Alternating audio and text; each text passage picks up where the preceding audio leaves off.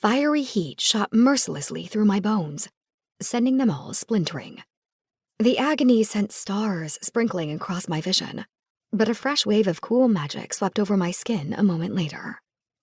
It didn't dull the pain, but forced me to stay lucid. In that moment, I desperately wished that I was still human.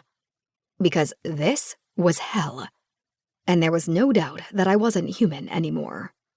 Kane watched me as fear entered his beautifully pure eyes. The white irises glowed with a bright band of gold, and gods, he smelled incredible. I had crashed to my knees when the first echoes of my shift had begun. I was still naked, and the entire outcast pack was all around me, watching the spectacle unfold. The howls from outside had stopped, which seemed to help slow my transformation. Still, it didn't seem like anything was going to prevent my shift from reaching an agonizing conclusion. "Kane," I whispered. Then my tongue stuck to the roof of my mouth as my jaw snapped the wrong way, wrenching a cry from me as my teeth broke. Then, they changed. "Althea," he growled. He turned on her as a vein throbbed in his neck. "I can't stay here much longer, but I can't leave her like this." Althea dropped onto all fours and placed a hand on my arm. It twisted underneath the power of her magic, but her touch seemed to put a slight damper on the pain. "I'll help her through this," she promised as I cried out when my back broke. I felt it snap like a twig as I lurched. She wrapped her arms around me and didn't let go. Kane watched me through the slow, agonizing transformation. "It's not supposed to be like this," he said, his words husky with both fear and need. "Tell me what's happening, Althea." "My visions don't work that way," she hissed back. The pack prowled around us, curiosity spiking the air, and I just wanted to be alone, away from prying eyes. My wolf couldn't talk to me right now. She was too busy trying to rip through my body and free herself from a prison that had kept her asleep all my life. She'd always been there, but because I had been born a human, she hadn't been able to reach me. A human born with a wolf's sleeping soul. The idea was insane, but I knew it to be true. That's why I had to be able to smell scents that nobody else could. Why I had been able to run a little bit faster, a little bit longer. And now, it was why I had been able to take the goddess's magic for myself. I was her vessel.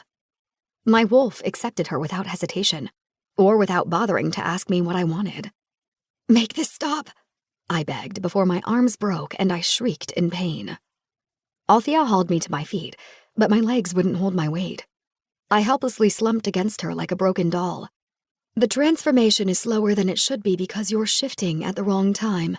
You should have shifted last night at the high moon." She glanced at Kane. "But you didn't have an alpha to guide you." Right. The ones I'd run into had been too busy trying to kill me.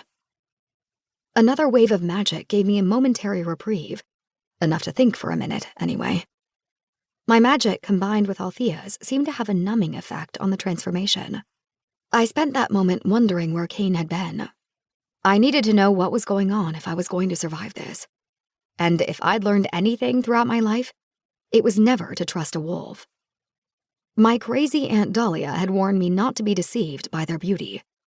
It was as if she had known the wolves more intimately than other humans.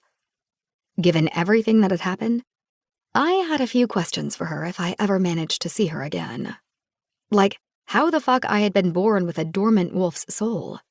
And how the fuck I was compatible with the alpha of every pack, even the outcasts. I glanced up at Kane. Magic swarmed over his skin like an inky tapestry made of light. His muscles bulged as he seemed to root himself to the ground. He'd said that I was going into heat, but claiming me when it wasn't the high moon would be premature. Whatever the fuck that meant. Based on how his body responded, his wolf didn't want to wait. I was going into heat, which meant I was primed for an alpha's claim. But if he claimed me, it would be forever. Perhaps the truth was that he didn't intend to mate me in a way that would be permanent. Maybe he wanted to use me. To keep listening to this audiobook, I've left you a link in the description so you can do it, at no cost thanks to Audible's 30-day free trial.